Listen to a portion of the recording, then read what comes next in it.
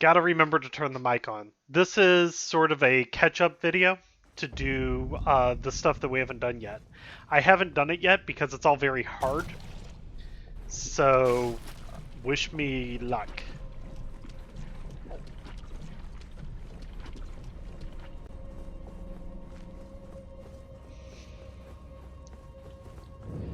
First, we do have a couple enemies we haven't killed in here, and one talisman we definitely want to pick up for lore purposes, even if we can't beat them.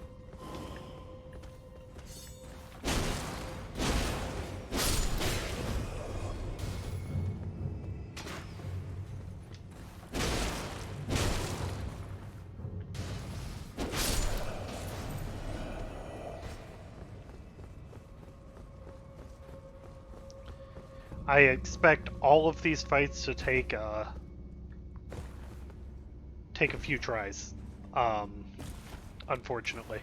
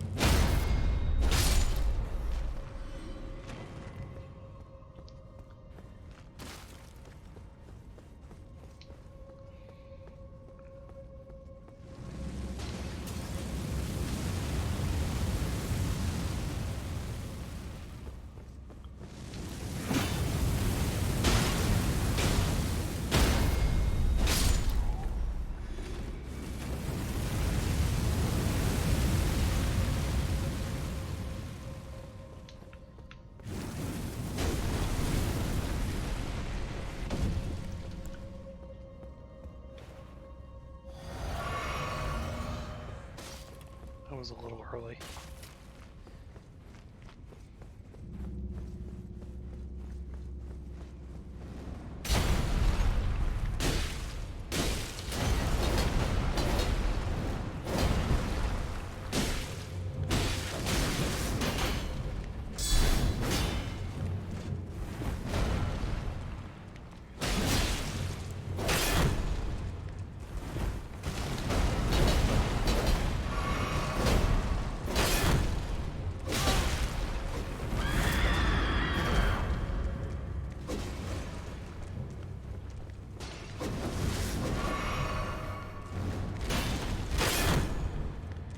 Maybe I shouldn't use the parry shield.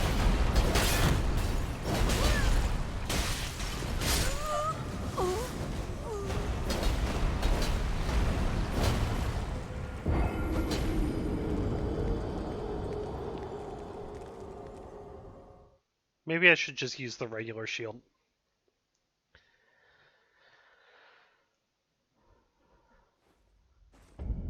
I remember those guys being somewhat easy to parry, but it appears it depends what attacks they do. So let's go ahead and use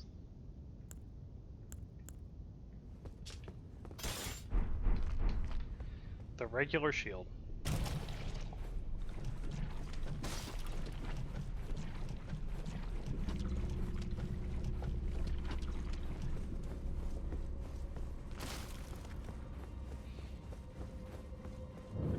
Most annoying thing about these levels actually is the run back.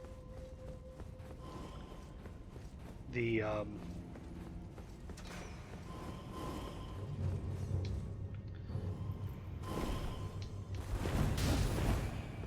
fights themselves not so bad. The run back pretty bad. Well, I don't know. The two Scions are a pain in the butt.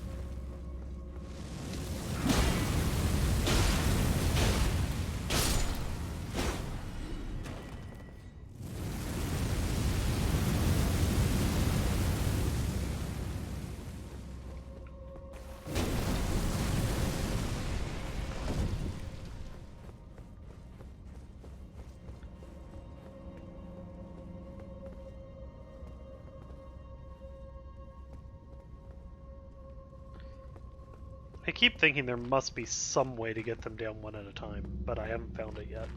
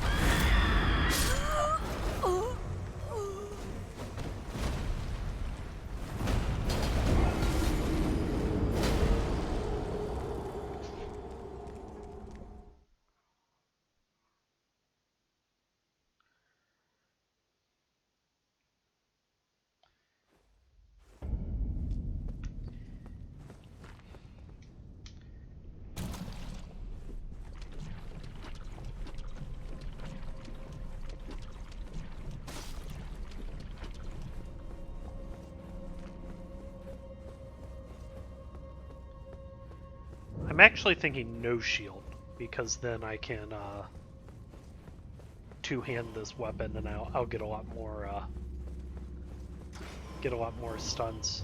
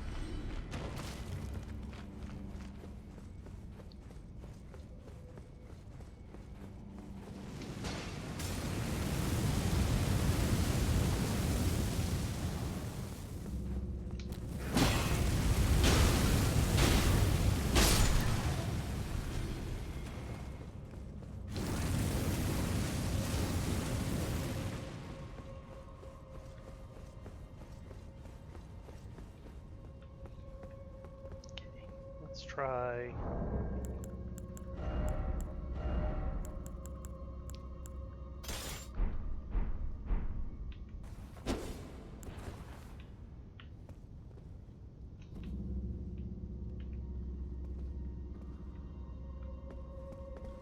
Oh, that's not going to happen. Okay, let's try no shield.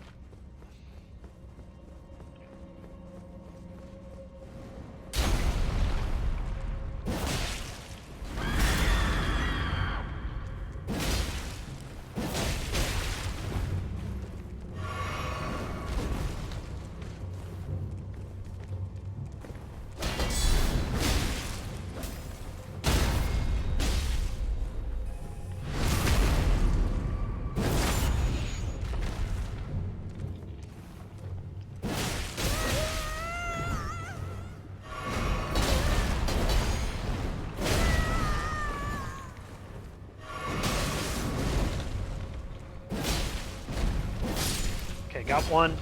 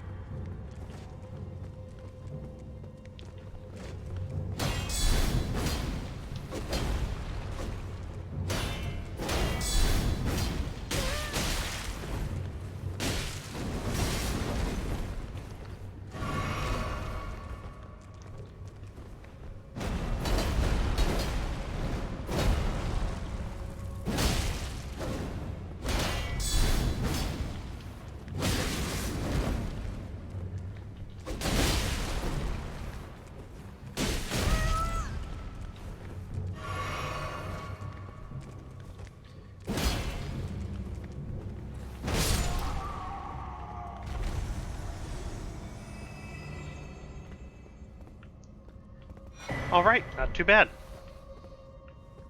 Um, so this sort of chapel layout we do not see super often. We saw it at the very beginning in the Chapel of Anticipation. We're going to see it a couple more times, once in Stormvale when we go back, and once late, sort of mid-game. I keep saying that the Mountaintops Giants are late game because they are, but for our purposes, we're going to be going there relatively early. So, and what's weird about these chapels is they've got this chapel is it's got this altar with these bowls, and we're going to look at the talisman that we just got, and it's a picture of Queen Marika. It's super hard to see when it's this tiny. But it's a picture of Queen Marika, and she's got a cup or a vase, and she's pouring out liquid. And it says a talisman depicting a special blessing of the Erd Tree. It is said when the age of the Erd Tree began, such blessings were personally bestowed upon their recipients by Queen Marika herself. And so this might have been a chapel for one of the those rituals where she gave away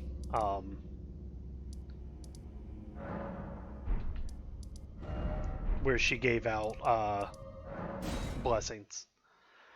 There is some Sorcerer Sellen dialogue I'm trying very hard to trigger that just doesn't seem to want to trigger. So we're going to try buying a couple more spells and see if that does it. Shall we commence?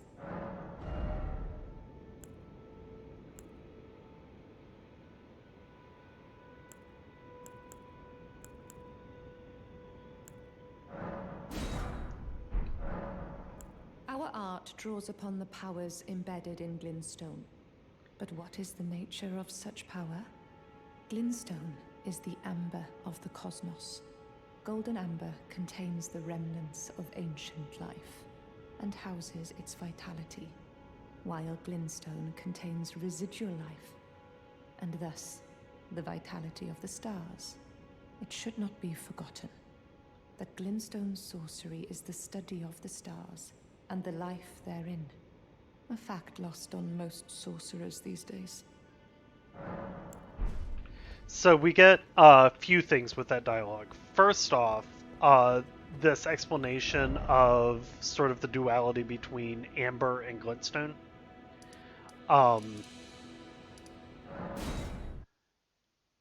Where Glintstone is life from the stars and Amber is primordial life here in the lands between. Remember in in Round Table Hold, we saw figures holding glintstone, like shards. Figures holding shards of amber. And I said at the time that was meteor rock. I don't think it is. I think it's amber. And also note that amber is a substance that we know basically as a means of preserving ancient life. Like, that's the main thing that we in the real world associate it with. And we're going to see this idea that life moves in cycles, and that we aren't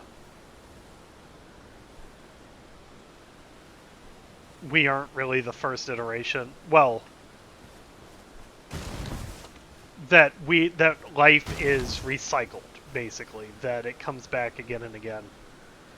We're going to see that throughout the game. We're also going to see this idea of like ancient strata, like archaeological strata, or I guess paleontology strata, showing up in like the names of things and stuff. So there's sort of this connection with real world, like, understanding of how life developed. Uh, and the idea that they mention amber uh, as sort of a way to capture that ancient life is sort of interesting to me. Um, anyway, this next boss we don't get a lot on in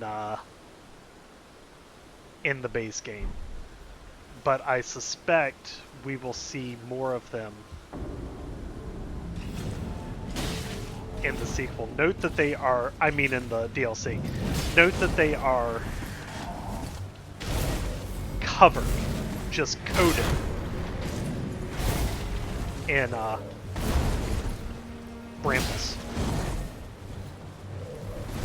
And I know I attempted to fight this guy before, not many levels ago, but my sword was just not doing a ton of damage.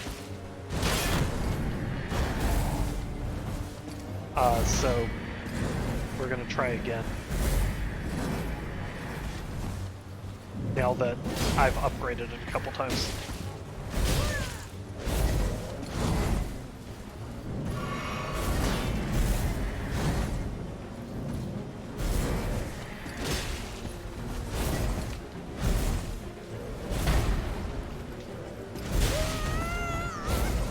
The main thing with this guy is that, unfortunately, because I'm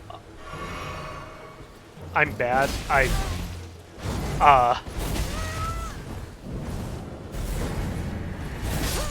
shoot.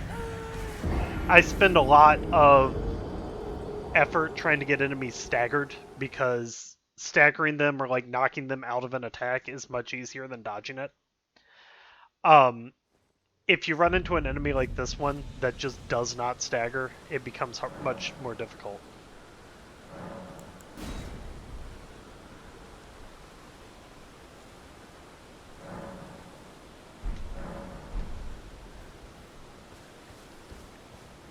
Oh.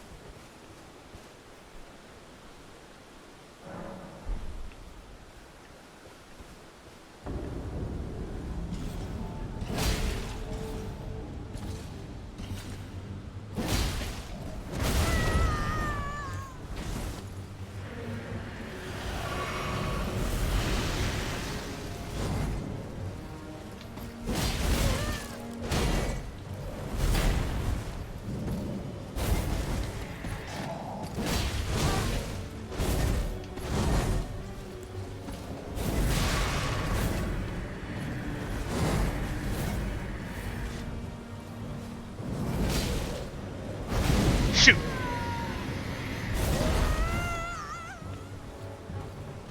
You would think I'd at least be slow enough by now, good enough by now to avoid the super slow grab attack, but alas. But I did warn you guys, this is the bosses that I'm afraid of run, so. Got a very upset child in the other room.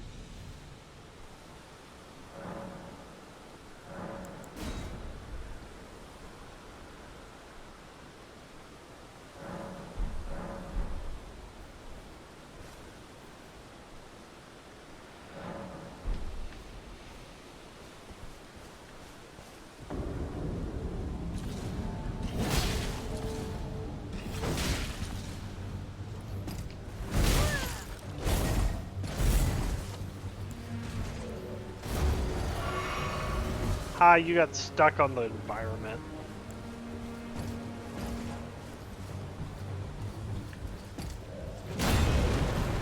Any way at all I can use this to my advantage. Nope.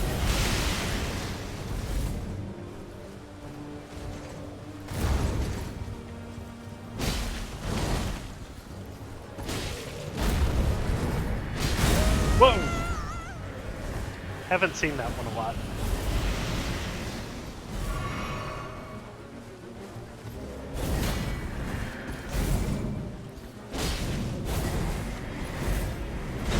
At least I have an absurd amount of healing at this point.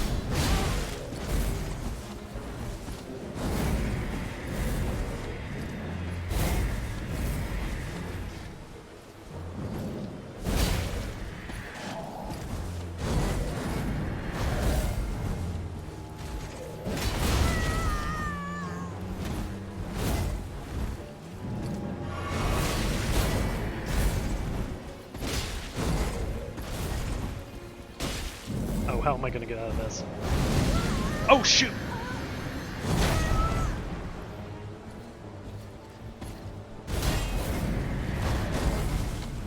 Thought that dodge was successful.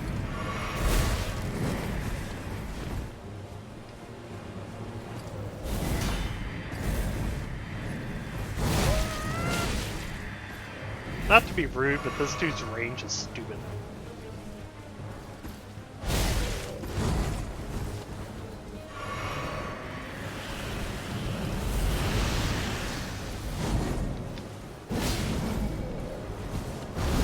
Ha!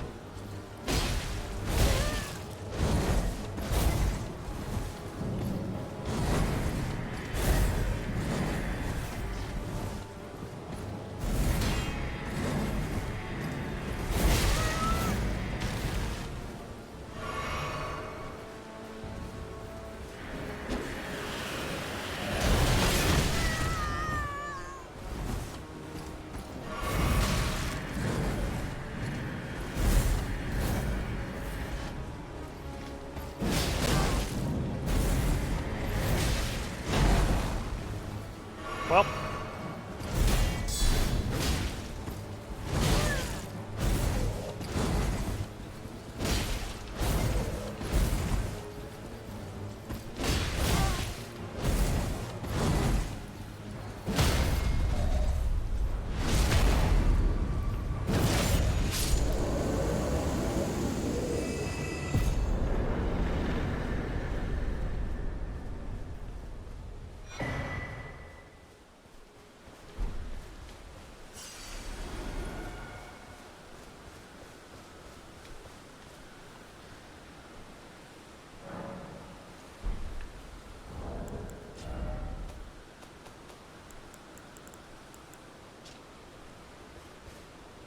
A bell bearing of an unfortunate bone peddler who was slain by the bell bearing hunter. Alright. And we have one last fight to do. This is another Crucible night.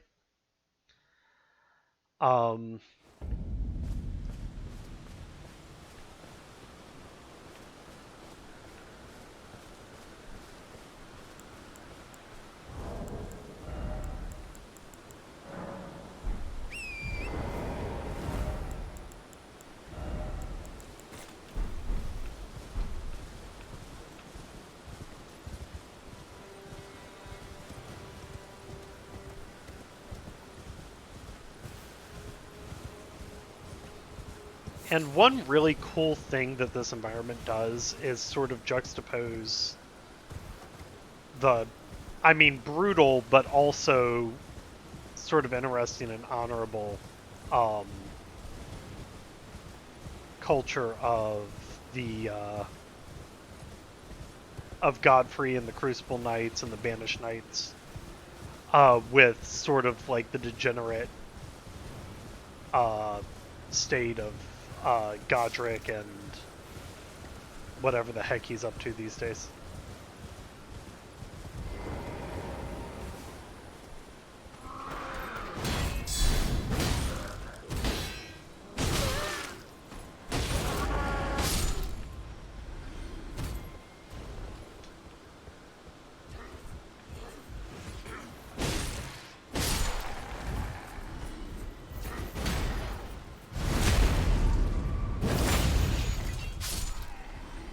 You know, they're bringing in mercenaries to try to make, I don't think the Arrow's Reach Talisman says anything interesting, but they're bringing in mercenaries to try to survive. And meanwhile, like, one Crucible Knight is just terrified. Okay, so let's unequip that because we don't need it. Let's turn this to that because we're about to fight a Crucible Knight.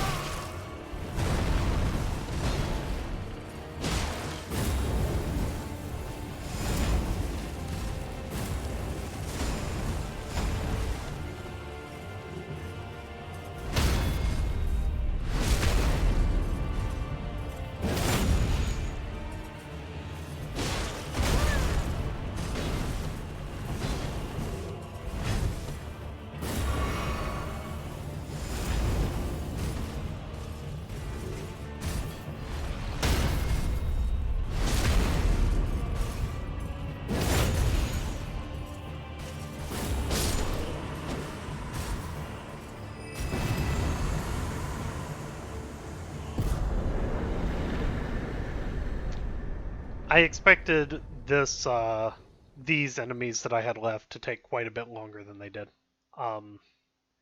So we've still got 30 minutes of episode. Let me think. There's some small things in Limgrave that I haven't actually looked at yet. Let me try to find some of those.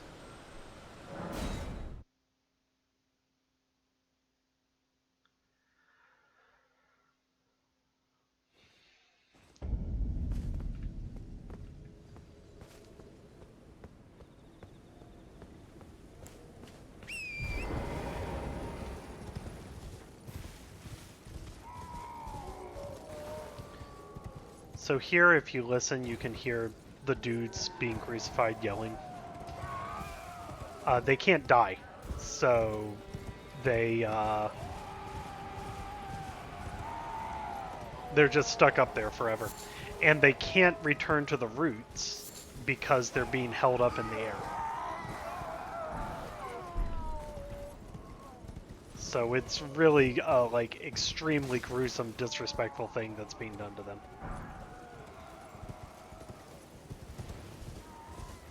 As you might expect from like super edgy dark fantasy.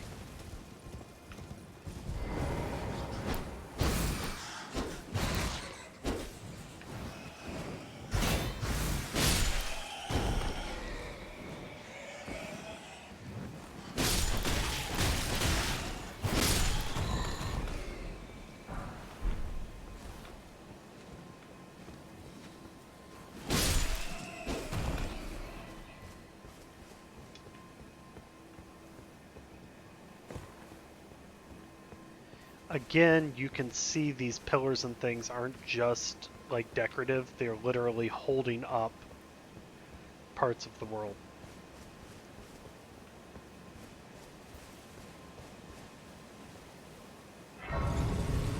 So like here we're looking south at the Weeping Peninsula. You can see the Church of Pilgrimage with Radagon's statue over there.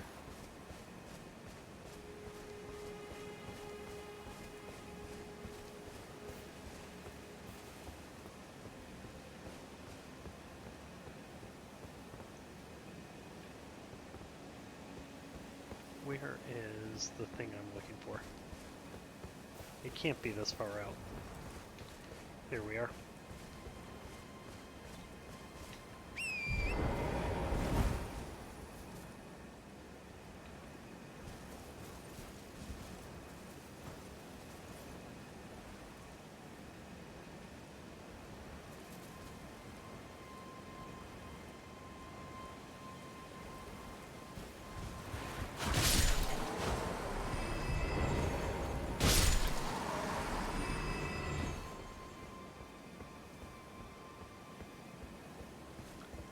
There it is.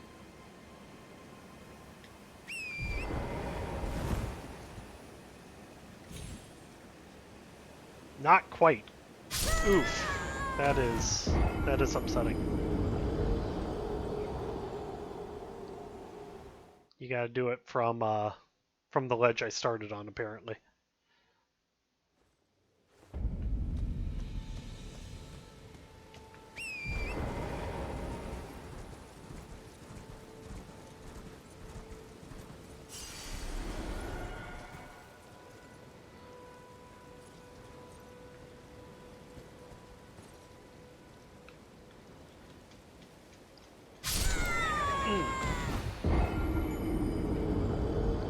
Okay, it's in the water.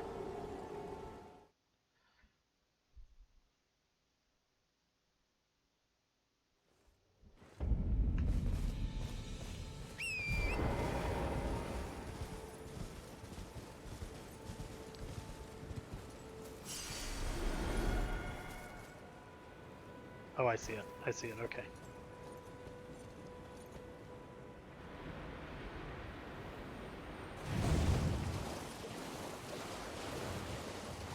Now you'll note the running water coming out of here, coming out of the world over here, and here we have another one of these alabaster lords.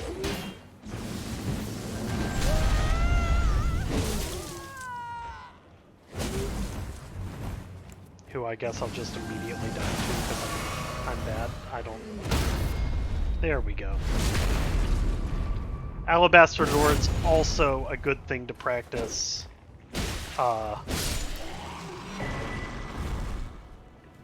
Practice parry on. Though they tend to be non...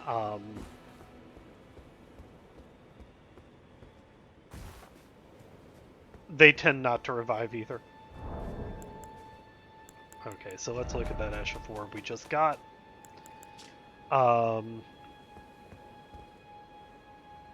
Skill originating from the Alabaster Lords who had a skin of stone.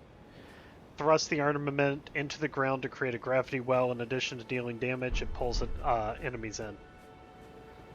And then we can see sort of... so fun fact. Originally, like in one of the very early builds of the game, when you woke up here. Near this campfire, near this,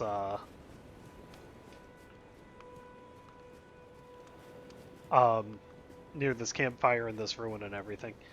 And they decided not to do it this way. Do it that way, because even though it makes more sense narratively, there's a really cool... they got rid of that really cool moment when you open the door and you're presented with a very, like, created view of, very, like, crafted view of the world. They didn't want the game to start by just having you, like, out in the world. They wanted to be able to control that moment a little bit. But you can see, like, from there, you get right here into the Stranded Graveyard, where we do actually start the game. So that's just an interesting little tidbit. Trying to think if there's anything else interesting that I sort of skipped over.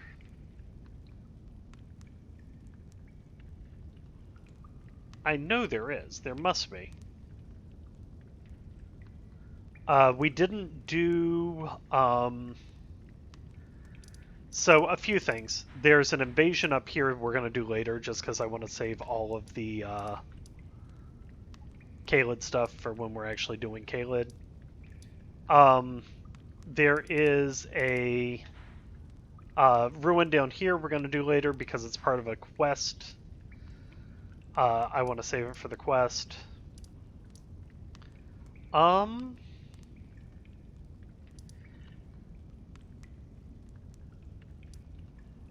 There's...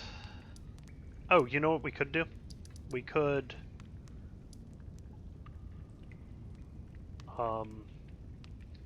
Trying to think what the fastest way to get here would be. We could do the painting.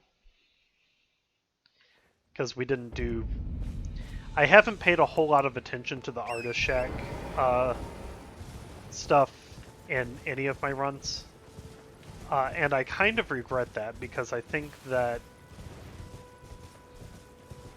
it's an interesting mechanic.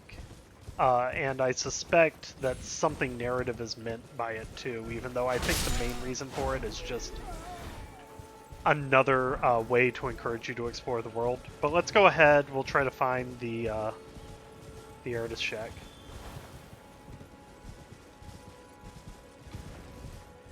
There it is.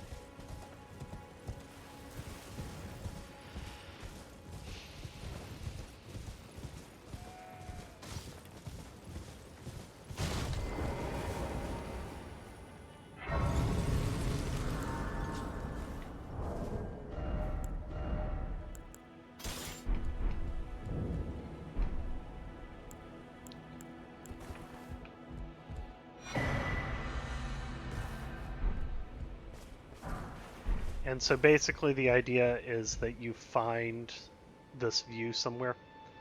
And here you can see the church that we just saw. You can see the Erd tree. So we can we can tell just by sort of looking that it's going to be near these seaside ruins.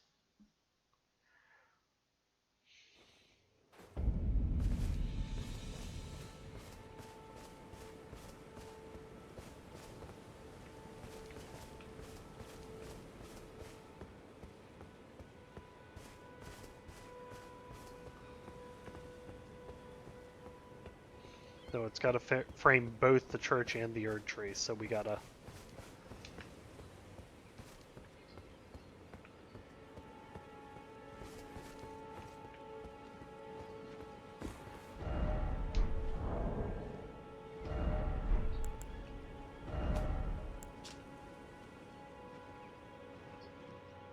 And there's a little grave in front of it. We may have to kill the bats again. That's fine. They're easy. Even though they fly, so they're annoying. We have got to get us a ranged spell at some point soon.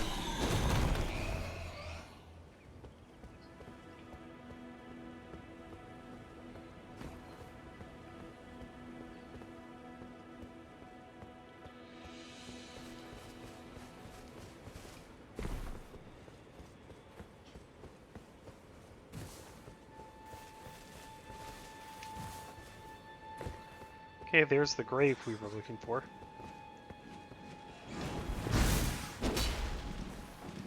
There it is. We can see the artist was painting it at the moment before his death. Dude.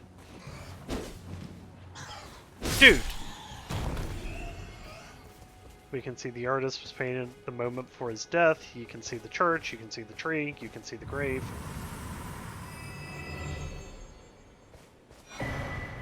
And we get the incantation scarab, which is a hat. Golden scarab, worn directly on the head.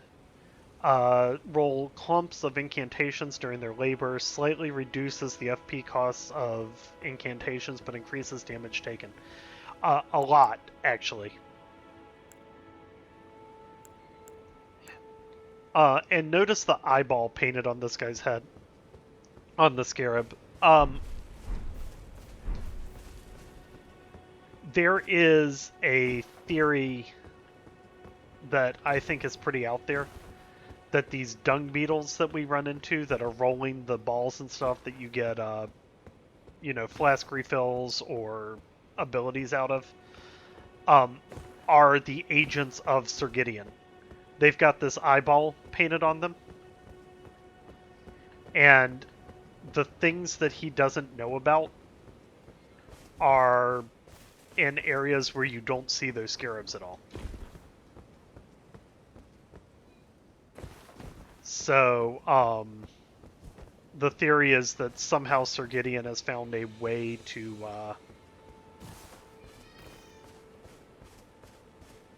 talk to the to view through the scarabs, or that the scarabs somehow serve him, and that they report everything that's going on in the lands between back to him. So yeah, this took much less time than I thought it would. I'm trying to decide. I might just end this episode here, and we will pick up in just a moment with, we'll pick up next episode with